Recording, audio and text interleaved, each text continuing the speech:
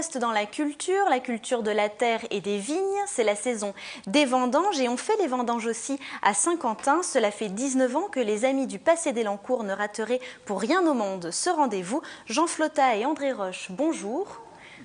Vous êtes respectivement le président... Jean Flatteau. Ah, Flatteau, excusez-moi. Jean Flatteau, excusez-moi, j'ai écorché votre nom. Vous êtes respectivement le président et le trésorier de cette association qui fête cette année ses 25 ans. Alors, on le disait, vous allez faire les vendanges ce dimanche. On peut être surpris dans l'agglomération de Saint-Quentin, où on est entouré d'immeubles, de trouver des vignes. Mais Élancourt, on dit des fois que c'est un village à la campagne pour la partie qui est située dans le hameau dit des Mousseaux.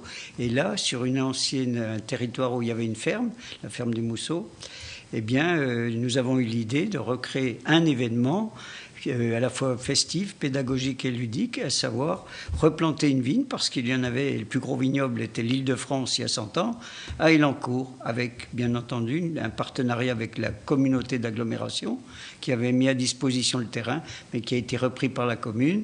Et puis nous avons replanté une vigne pour associer les enfants des écoles et leur présenter la filière, la culture de la vigne, et puis pour arriver au vin, mais on pourra le dire plus tard, au jus de raisin. Surtout jus de raisin. Pour les enfants. Mais on pourra y revenir. Combien y a-t-il de pieds de vigne?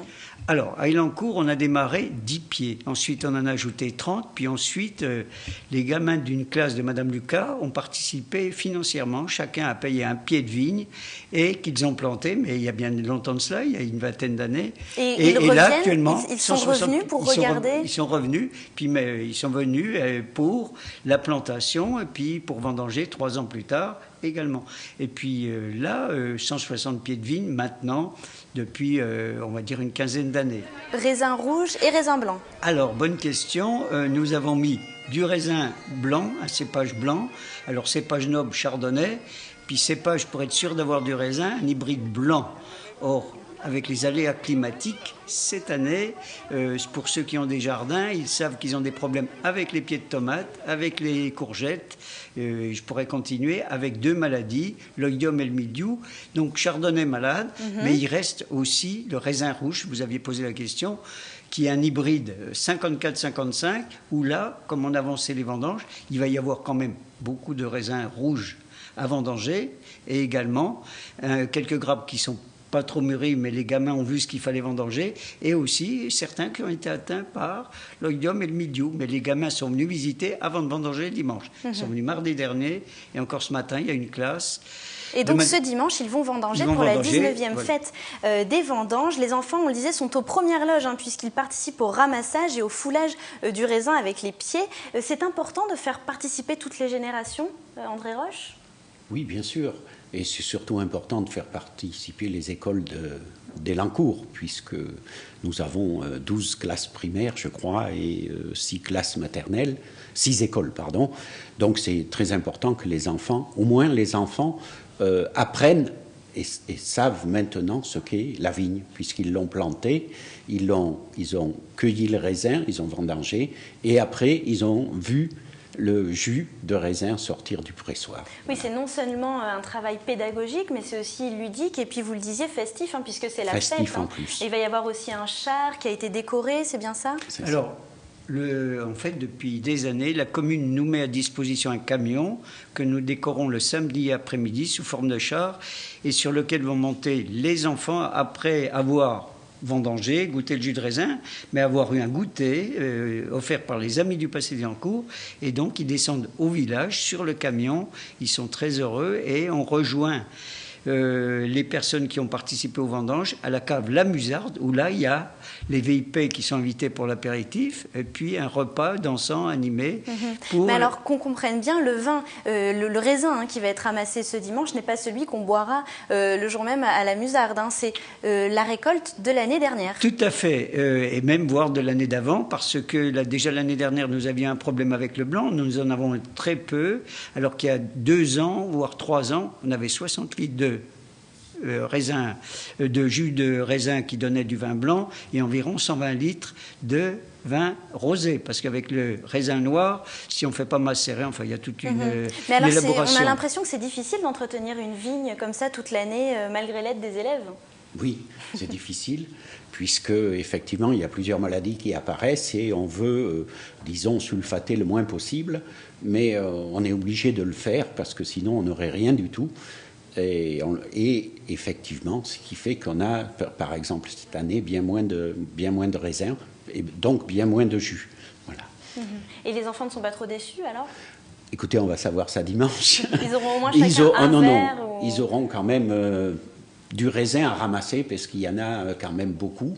Certains sont très mûrs, d'autres sont à moitié mûrs et d'autres ne sont pas du tout mûrs qu'on va laisser, puisque je crois que le président vous disait était en train de vous dire que l'on va faire maintenant, on va faire autre chose avec ce jus de raisin, étant donné que les enfants viennent visiter la vigne au cours de l'année et qu'on ne peut rien leur offrir. Le vin, c'est quand même un peu difficile. On va donc pasteuriser pour faire du jus de raisin et pouvoir leur offrir du jus de raisin. Oui, et puis ils doivent être très fiers aussi de pouvoir déguster voilà, leur travail. Leur travail, tout à fait. On le disait, c'est ramasser, fouler aux pieds. Est-ce qu'il y a des étapes qui sont un petit peu difficiles pour ces enfants parce qu'ils sont assez petits? Alors, il faut savoir que le plus petit vigneron, le plus petit vendangeur, il y a 2 ans, il devait avoir 1 an. On a une photo où, assis dans la vigne, il commence à manger les grappes de raisin. Après, dans le foulage au pied, ce sont les jeunes filles très jeunes qui participent le plus au foulage. Alors, foulage et grappage, puis après, il y a le pressoir. Après, ils boivent le jus de raisin, mais pas trop, parce qu'il est sucré, sirupeux, et il y a déjà un tout petit peu d'alcool. Alors, comme il a été dit par mon ami André Roche, le trésorier, en fait, ils n'ont pas le droit de boire le vin. Nous, il sera dégusté, nous serons à la fête d'automne le dernier dimanche. Avec modération. Avec modération, et nous serons sur le rond-point Castina del Pecchi à Elancourt.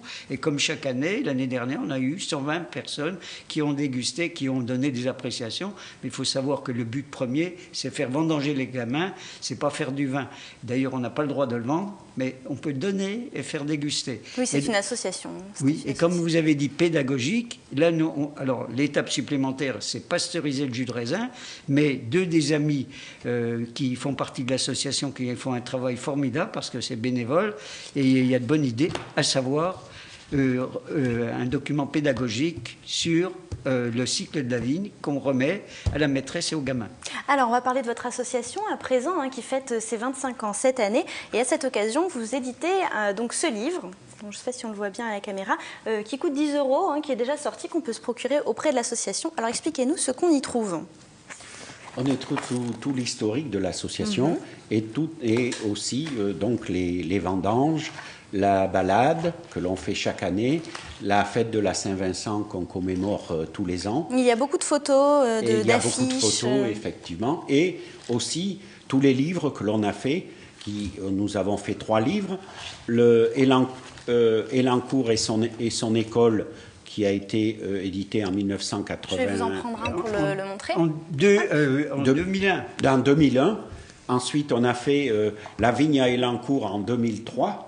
Voilà. Et puis, le dernier qui nous est sorti, c'est Elancourt, un village devenu ville, qui est sorti il y a 2 ans. Celui-ci, c'est en 2007. Le plus récent. Pardon. En 2007. Donc c'est un vrai travail de recherche, d'archives, d'écriture que vous réalisez pour cette association. Vous êtes une 40aine de membres? C'est ça. Oui, à peu près, entre 35 et 40, oui. Et quels sont les projets en cours, les recherches en cours? Alors, concernant les recherches, nous avions, comment dirais-je, le but, ce qui est noté, c'est que nous sommes, un des objets, c'est faire de la recherche historique. Mais pas seulement, on vient de le voir, c'est pérenniser un événement. Or, à partir des archives municipales, en particulier de l'état civil, nous avions eu connaissance d'un crash d'avion au cours de la dernière guerre mondiale, 1939-1944. Et là, à partir de cela, et un travail ensuite de fourmi, c'est-à-dire essayer de retrouver les noms des aviateurs et leur nationalité, et également... Et pour commémorer, honorer ces personnes en Honorer la juin mémoire. 2014, c'est-à-dire 70 ans après. Et là, effectivement, c'est une proposition de notre projet avec la municipalité. D'Élancourt. Et Donc vraiment, vous êtes en pleine recherche. et Ça a l'air assez nous avons passionnant, trouvé maintenant de pouvoir il commémorer. y a plus Ah bah, qu'à ne dites pas trouver tout, hein. Non, on ne dit pas tout. Ah, mais non. Ce qu'il faut, si, on pourrait aider à trouver des familles, des, comment dirais-je, des aviateurs, Eh oui. quand nous les aurons communiqués. Merci beaucoup à vous deux d'être venus sur le plateau pour nous parler de votre association.